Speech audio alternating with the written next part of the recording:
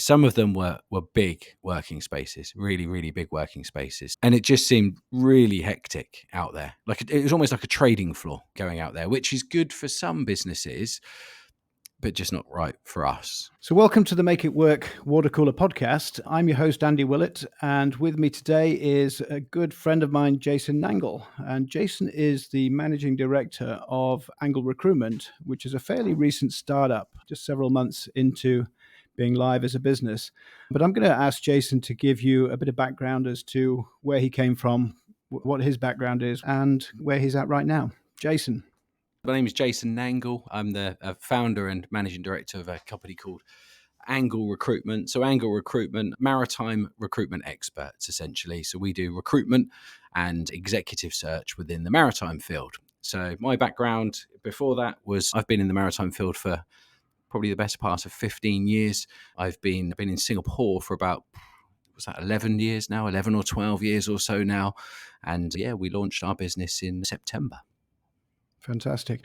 The reason I really wanted to get together with you for a chat was being very interested that you decided in the end, real estate-wise, to go into a co-working space. You know, I think a lot of people would be interested to understand or hear about the reasons that led you to that decision. You know, why didn't you just go straight into a more traditional space? What were the reasons, basically? Yeah, a few reasons, really. A few things that we were considering when we first set up. So first and foremost is the location, where we're going to be. So it needs to be somewhere that's convenient within MRT stops and bus stops and the like. Somewhere with good food options available. So location was really, really important. That was really, really important for everyone that works within the business as well.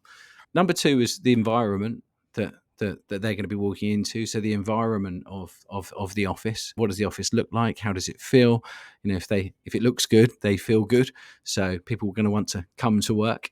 Another one, and the image for our visitors. So, you know, when our customers are coming in, so our clients and candidates as well would be coming into our office.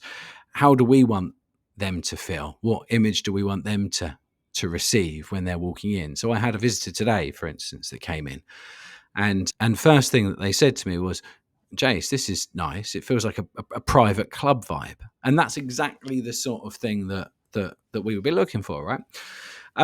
The other ones were functionality. So, you know, we need to make sure that we've got all the facilities that we need. So, yeah, teas and coffees, all of these things, all the posh stuff.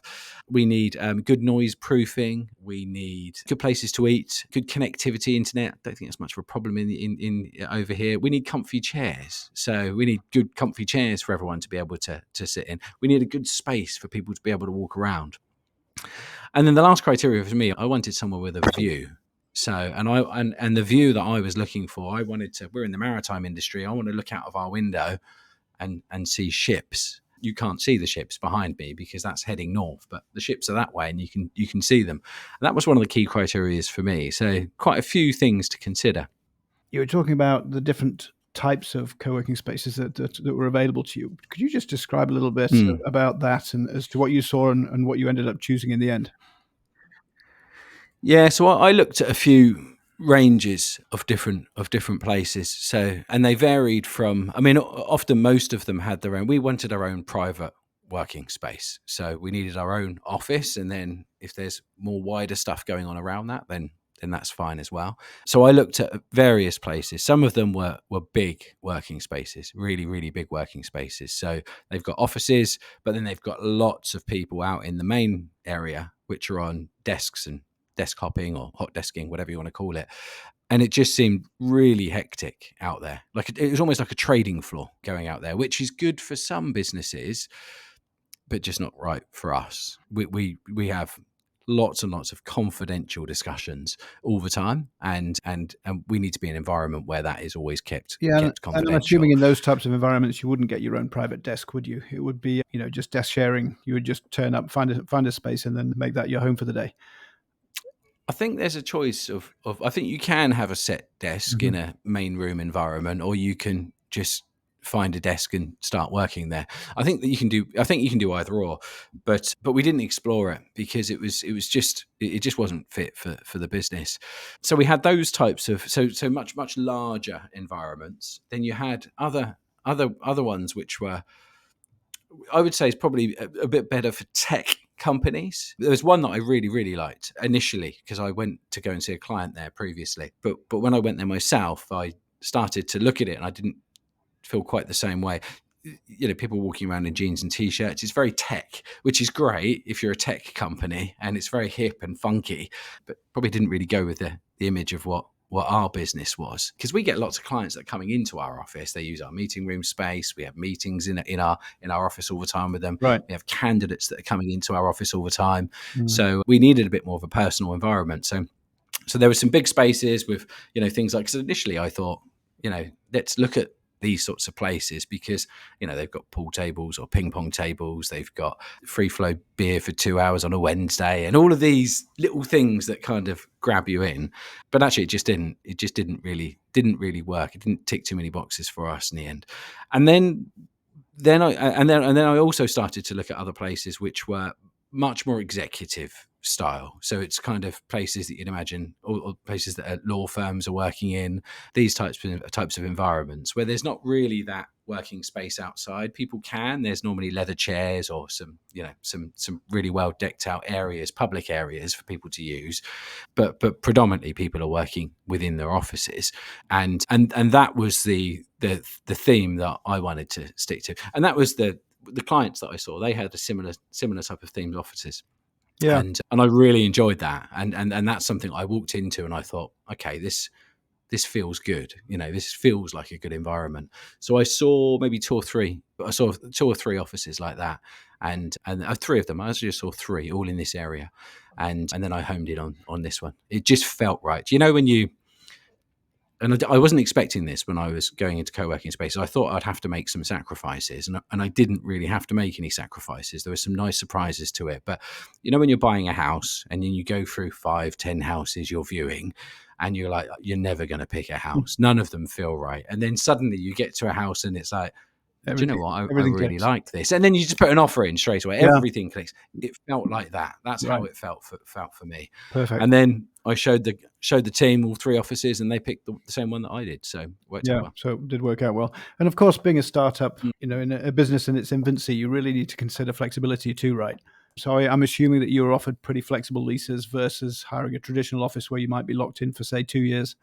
Is that the case? Yeah, we signed up for. I think I signed up for a year. I think I signed up for a year, just over a year. I think about 14 months in the end, because we started off in one of the offices, a slightly smaller space, and then moved into a slightly bigger space afterwards. As you started to expand. So we signed in. Yeah, I mean, and the beauty of this place, we knew that there was a 3-stage plan to this office environment that we're in at the moment. So starting this place. Here's the next one. So we're in the second phase already now, and then the next one is there's a bigger office unit that we can move up to when we're at 4 people, so soon to be potentially 5, but when our headcount starts increasing more than that, then we've got another space in the same office environment that we can move to as well. Yeah, providing it's available, of course, right? So interesting. So if you were to do it all over again, anything you'd do differently? No, I don't think so. I mean, you need to plan it. So I planned it. So I left my previous business in February, and we set up Angle in September. So I had 6 months essentially where I can set up the business, set up the infrastructure of the business, get the office sorted out. So, and I planned everything in advance, and I started visiting offices probably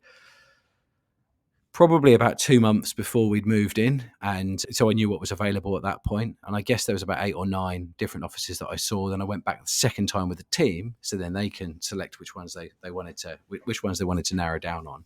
But yeah, I think planning's the key thing, and make sure there's no shortage of office space. Yeah, and yeah. What's right for me is not right for everyone else. Right, So right. if you've got a really young team that want to be in and amongst kind of the hustle and bustle of a noisy office environment where there's desk sharing and there's it's cool, everyone's kind of dressed up really cool in the office and stuff, then that's not my business. So we all dress well, but not like we're in our 20s, right? So Yeah. and that's ideal for those people. So it's kind of horses for courses, right? Yeah. So do you think there'll come a point where you would consider going to a traditional office lease, or do you see yourself in this type of environment long term?